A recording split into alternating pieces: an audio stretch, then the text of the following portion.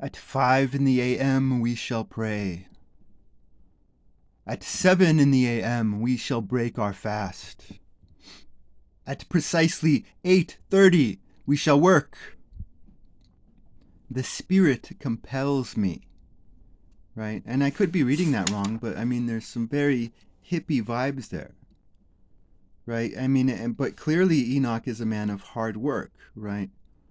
I mean, the sea is potent and strong. The thunder sounds like, I mean, but he's whole, right? He's holy, and so the Spirit compels me.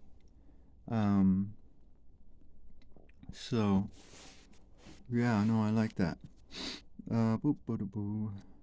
Then the Lord of spirits seated upon the throne of his glory, the elect one, who shall judge all the works of the holy in heaven above, and in a balance shall he weigh their actions. And when he shall lift up his countenance to judge their secret ways in the word of the name of the Lord of spirits, and their progress in the path of the righteous judgment of God Most High. Okay, we need to pause here, because, you know, I think this elect one, as well as the Son of Man, is really a description of the religious leaders, the relationship of the religious leaders to the people, right? And so the image of a Son of Man, like the Son and the Father, like the Son has zero political power over his Father. The rabbis should not micromanage the people. The only power the Son has over the Father is the power of his voice. That's it. The rabbis are supposed to be the blah blah blah guys. But then, oh my goodness, not only is he the Son of Man, but he's the elect one, right? So that sounds really contradictory.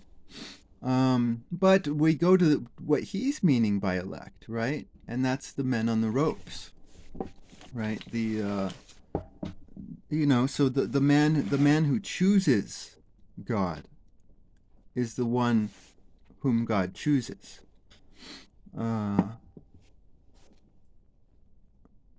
And he's been on the ropes of meditation, right? That's the ropes that he's been on. While the transactors, I mean, they're off making ropes and tables and the whatnot. So he's the chosen one, right? But and if he can see properly, right? So you should go to the religious leaders who can see, right? And I think at some point it says, and the people shall know my voice, right? That's what this would mean. So the true religious leaders will be able to judge all the works of the holy. In other words, they'll be able to tell you the what. So basically, listen in temple. That's all that this is saying. Like, he's up there and he's going to tell, like, this is the conductor of the stars, right? And the stars are supposed to shine. So I mean, again, Uber freedom, Uber freedom. They shall all speak with united voice and bless, glorify, exalt, and praise in the name of the Lord of spirits. Whoever says anything different is lying to you on this right here. He shall, because this isn't a threat. This is, freedom. Anyways, he shall call to every power of the heavens, to all the holy above, and to the power of God, the cherubim, the seraphim, the ophanim, all the angels of power, and all the angels of the Lords, namely of the elect one. Oh, shit, okay. No, there's okay. No, there's something else here, right? Because again, he could have triple meaning here on all of this. Like I've already said, it's double, but he could have a third. So this could be. So the scientist or artist is going to come along, see elect one, right? Then they're going to start arguing, right? And they're like, if you say different than me, I'm going to kill you. You know, I mean, it's like they get really passionate. I'm interpreting it completely different. And I think, I think everything I say, still holds. But like, who shall judge all the works of the holy? Well, I mean, hasn't Enoch just done that in the heavens above? And in balance he shall weigh their actions, right? And again, this is balance, right? This is measurement. It's business. It's not personal. Um, but I mean, hasn't Enoch been doing this? So I mean, I would argue that the elect one, if it had to be anyone, is Enoch. Enoch is the elect one, who is, I mean, because this all goes back to the beginning, right? Enoch is going to deliver the word to us, and everything else is just a fait accompli. He shall call to every power of. No, did I do that? I did. Yeah, because I was got up on this elect right here. Of the elect one and of the other power, who was upon earth over the water on that day, shall raise their united voice, shall bless, glorify, praise, and exalt with the spirit of faith, with the spirit of wisdom and patience, with the spirit of mercy, with the spirit of judgment and peace, and with the spirit of benevolence. All shall say with united voice, Blessed is he, and the name of the Lord of spirits shall be blessed forever and forever. All who sleep not shall bless it in heaven above. See, so the unrighteous are sleeping. All the holy in heaven shall bless it. All the elect who dwell in the garden of life. Do you hear that? And every spirit of light who is capable of blessing, glorifying, exalting, and praising thy holy name. Right? So this isn't an insecure God who needs our praise, right? And every mortal man, more than the powers of heaven, shall glorify and bless thy name forever and ever. For great is the mercy of the Lord of spirits, long-suffering is he. And all, because it's all about merit. Like, he's just going to wait till you guys start climbing that rope. And all his works, all his power, great as are the things which he has done, has he revealed to the saints and to the elect in the name of the Lord of spirits. Thus the Lord commanded the kings, the princes, the exalted, and those who dwell on earth, saying, Open your eyes and lift up your horns, if you are capable of comprehending the elect one. The Lord of spirits sat upon the throne of his glory, and the spirit of righteousness was poured out over him. So again, this is totally Enoch. Like, it's funny, right? Enoch, he has a light heart, right?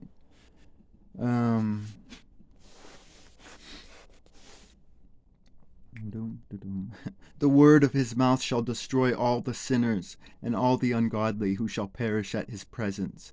In that day shall all the kings, the princes, the exalted, and those who possess the earth stand up, behold, and perceive that he is sitting on the throne of his glory, that before him the saints shall be judged in righteousness, and that nothing which shall be spoken before him shall be spoken in vain.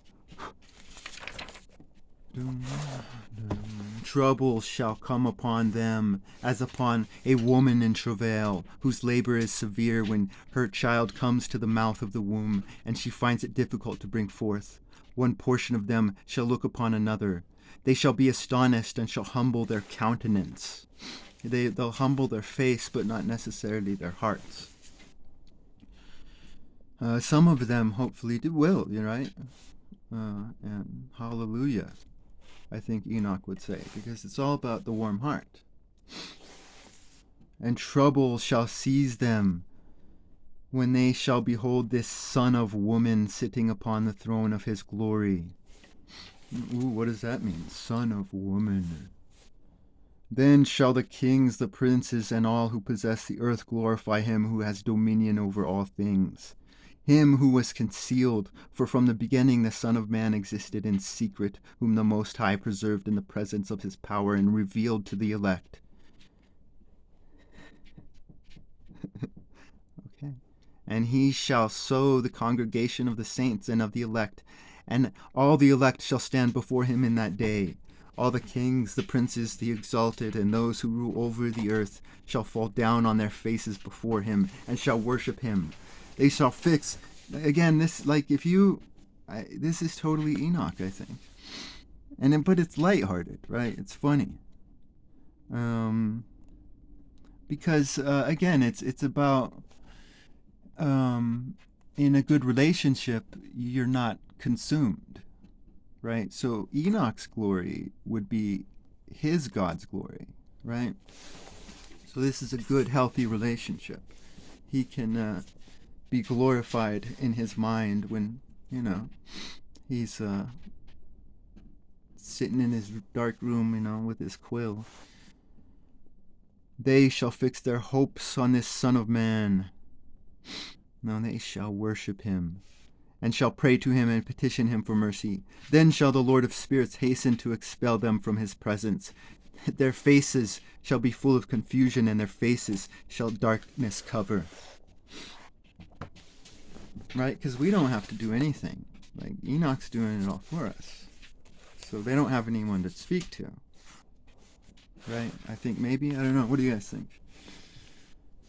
The angels shall take them to punishment, that vengeance may be inflicted on those who have oppressed his children and his elect, and they shall become an example to the saints and to his elect. Through them shall these be made joyful, for the anger of the Lord of spirits shall rest upon them. Then the sword of the Lord of spirits shall be drunk with their blood, but the saints and elect shall be safe in that day. Nor the face of sinners and the ungodly shall they thenceforward behold. The Lord of spirits shall remain over them. And with this Son of Man shall they dwell, eat, lie down, and rise up forever and ever. The saints and the elect have arisen from the earth, have left off to depress their countenances, and have been clothed with the garment of life. That garment of life is with the Lord of spirits, in whose presence your garment shall not wax old, nor shall your glory diminish. I mean, do you hear that? I think I'm right. In those days the kings who possess the earth shall be punished by the angels of his wrath, wheresoever they shall be delivered up, that he may give rest for a short period, and that they may fall down and worship before the Lord of spirits, confessing their sins before him. They shall bless and glorify the Lord of spirits, saying, Blessed is the Lord of spirits, the Lord of kings, the Lord of princes, the Lord of the rich, the Lord of glory, and the Lord of wisdom. He shall enlighten every secret thing. Thy power is from generation to generation, thy glory forever and ever. Deep are all thy secrets and numberless, and thy righteousness cannot be computed.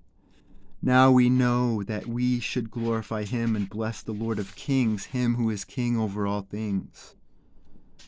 They shall also say, Who has granted us rest to glorify, laud, bless, and confess in the presence of his glory.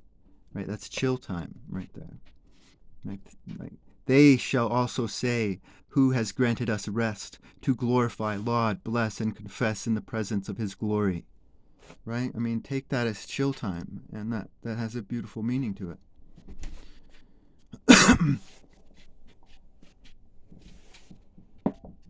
Again, this is not an insecure God who needs this stuff, That's chill time. And now small is the rest we desire, but we do not find it. We reject and do not possess it. Light has passed away from before us, and darkness has covered our thrones forever. Okay, so what's he talking about here, right? So this is the difference between rest and recuperation. Recuperation is not rest. You need energy to meditate. Thinking takes energy. You need energy for your friends. You need energy to work. Without energy, you do not have rest. So work hard, play hard is the mantra of a slave society. Work hard, play hard. Yeah, no, I mean, plus what I'm getting out of this is like, I mean, oh my God, you guys are totally stupid, right? Like, look at this. Now small is the rest we desire, but we do not find it. We reject and we do not possess it. Light has passed away from before us, and darkness has covered our thrones forever. Right? Like he's calling you guys stupid for not resting. Right? And up here we see the kings. Right? And it's not that kings are good or bad. In here sometimes he's referring to kings because they're the bad guys. So he uses again, words are very versatile, so we have to know what each word means in its proper place. But here kings is being used in a good way, right? And you have this big, oh, you guys are stupid, and then you have the kings up here. So right, kings have crowns, so kings are the smart people of the earth, right? And him who is king over all things, right? God is the smartest. Again, this is righteousness for rest, right? He is righteous for the Lord of spirits, right? Do you now hear the Lord of spirits? Holiness. For we have not confessed before him, we have not glorified the name of the Lord of kings, we have not glorified the Lord in all his works, but we have trusted in the scepter of our dominion and our glory. In the day of our suffering and of our trouble, he will not save us, neither shall we find rest. Do you hear that? We confess that our Lord is faithful in all his works, in all his judgments, and in his righteousness. In his judgments he pays no respect to persons, and we must depart from his presence on account of our evil deeds. All our sins are truly without number. Then shall they say to themselves, our souls are satiated with the instruments of crime. But that prevents us not from descending to the flaming womb of hell.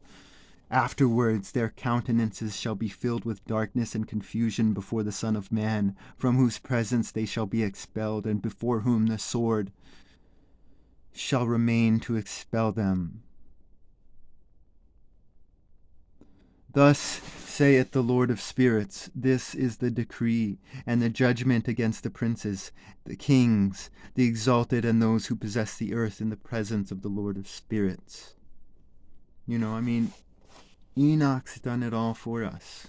Like, we don't even need to be present. Thank you, Enoch.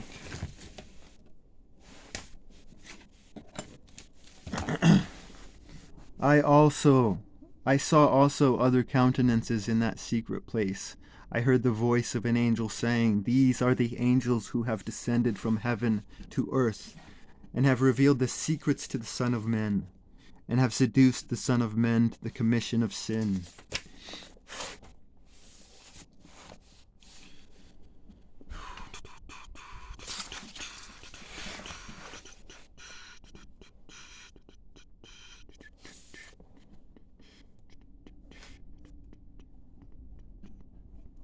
Okay, so this is the decree and the judgment.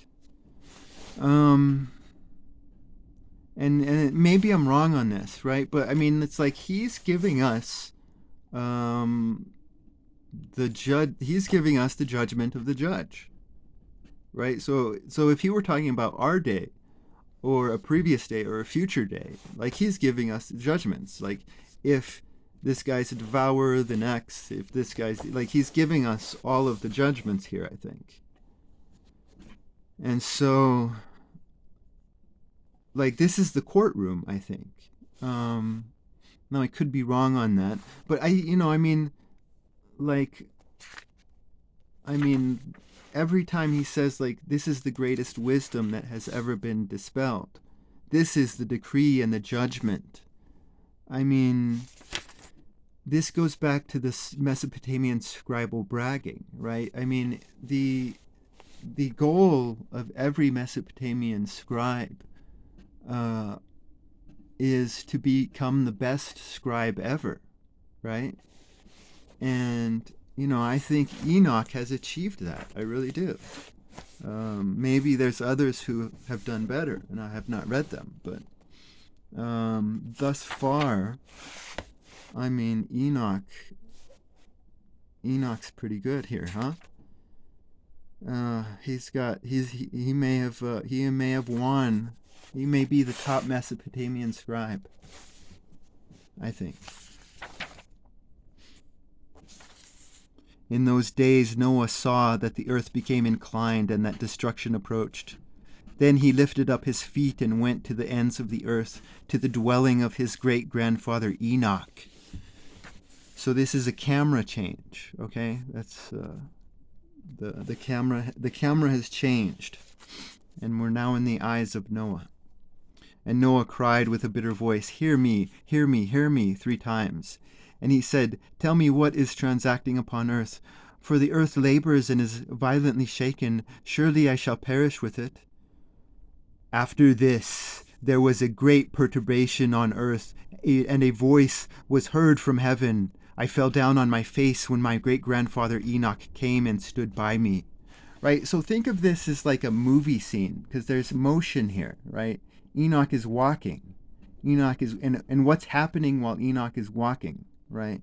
There's a perturbation on earth, right? And a voice was heard from heaven. So this is happening while Enoch's walking. So think of this as like a movie scene, right? And I mean, this is gangster heaven, right?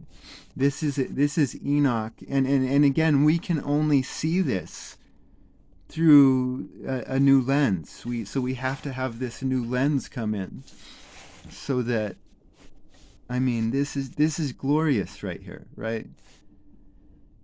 I mean, always in the center of the story. It's beautiful. Because you have also like Noah. He's like, oh my, oh my, oh my, and Enoch came. Okay. And he said to me, "Why hast thou cried out to me with a bitter cry and lamentation?" Right? You hear that? Enoch having the badass lines.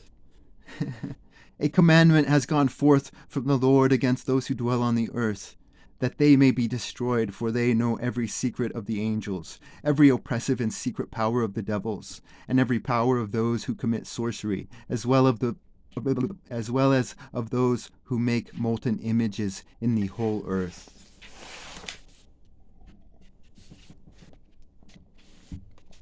They know how silver is produced from the dust of the earth. Right? That's from the people. They know how silver is produced from the people, the dust of the earth. And how on the earth the metallic drop exists. I don't know what that is. For lead and tin are not produced from earth as the primary fountain of their production. Right? That's a good line. Because the primary fountain of the production of lead and tin are the people, and not the actual earth. There is an angel standing upon it. So these are people who don't want to merit, right? They want to have other people do the work for them. I think this is what he's saying. I don't know. What do you think? Angel. Yeah. Okay. There is an angel standing upon it, and that angel struggles to prevail. Afterwards, my great-grandfather Enoch seized me with his hand, raising me up and saying to me, "Yes, go, for I have asked the Lord of spirits respecting this perturbation of the earth." Who replied, "On account of their impiety have their innumerable judgments been consummated before me. Respecting the moons have they inquired, and they have known that the earth will perish with those who dwell upon it, and that to these there will be no place of refuge forever. They have discovered secrets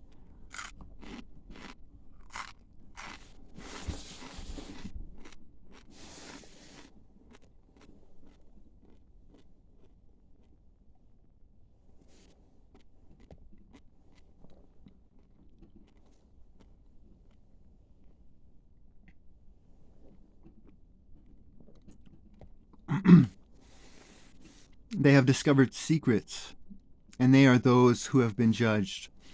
But not thou, my son,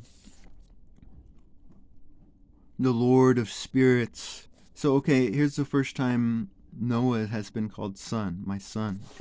So that's funny. Okay, I don't know, maybe the Lord of spirits.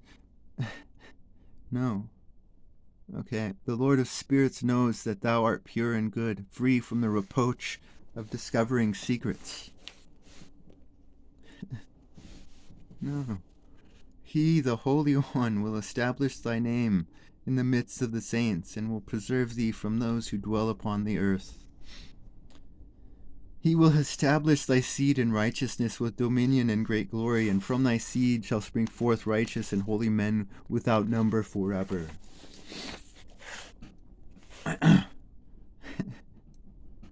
Now, you know what? I'm laughing because I'm just going to skip to the end, right? At the end, Lamech, Noah's father, goes to Methuselah.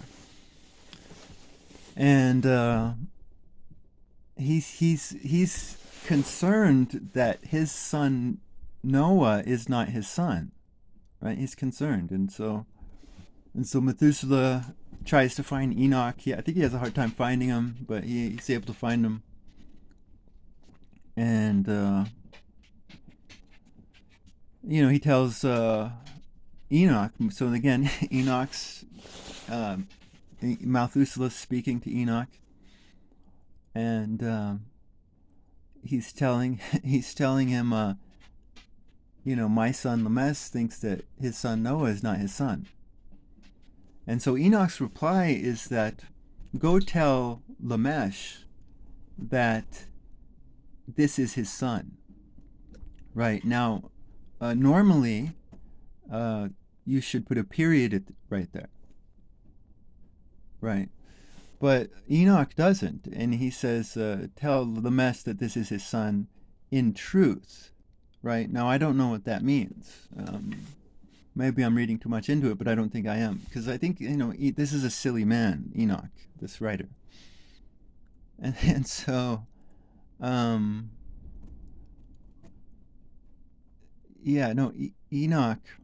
this sounds kind of lawyery, right?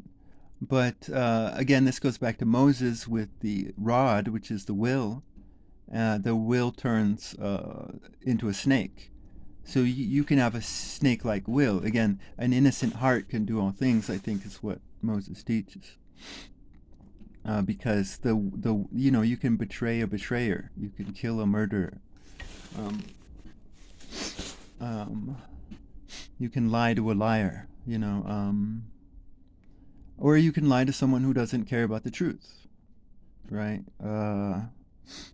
Because it's not a lie, because they don't care about the truth. And so, Methuselah, if he had a wiser mind, would be able to hear Enoch here, if he's saying it in truth, right? And he's saying it kind of wily, Methuselah should be wiser. And so it's not Enoch's fault, because he is... it seems like Enoch is being very deceptive in his speech. And then at the end, you have the Son of Man, and you have God, the Son of Man, and this is like the end scene, and everybody's cheering, yay. And God, comes up to this Son of Man, and the Son of Man is I think Noah, right? So here you have Noah and God, and everybody's cheering, yay.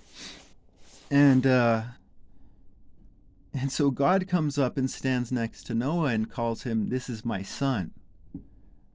Right, so like Enoch's making a joke here, right? But here, this is why I laugh, because Enoch calls Noah his son, right? So it's like who's the father? Like Lamech, you're not the father. So there's some, I think, a lot of Enoch's humor, and definitely Moses's humor, belongs in a bar.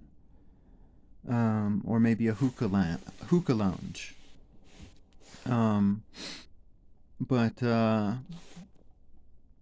I think that's what's going on here on the surface, right?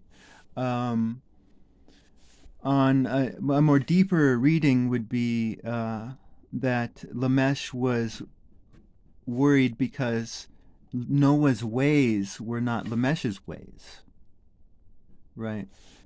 And so you have to go back to this word generate, which is a Hermetic word.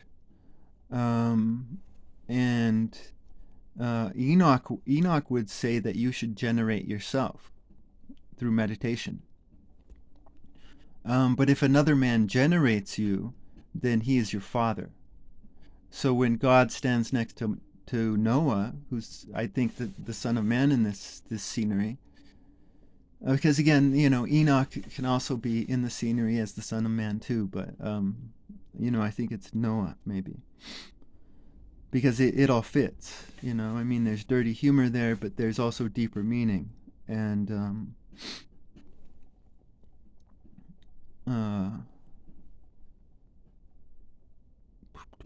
so what are the ways of Noah, though? I mean, the ways of Noah are the same ways as Enoch, right? Enoch is saying that, Abel needs to kill Cain before Cain kills Abel. Like, that's wisdom, according to Enoch, I think.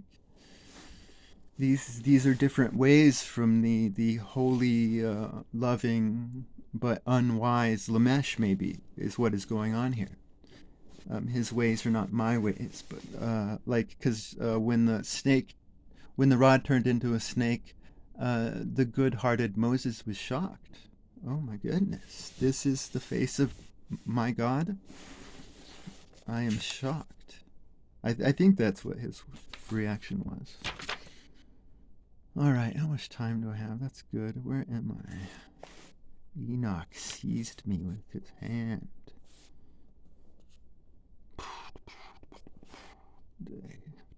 Secrets.